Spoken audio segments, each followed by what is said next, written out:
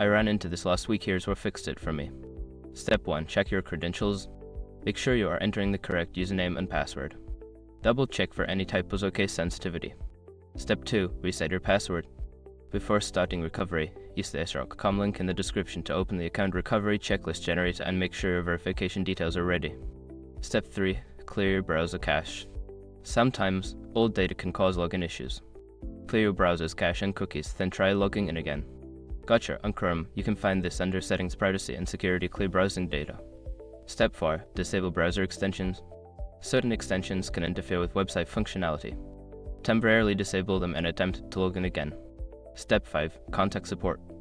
If none of the above steps work, reach out to Alpaca's customer support for assistance. Provide them with details about your issue. I hope these steps help you get back into your account smoothly. If you have any questions, feel free to ask.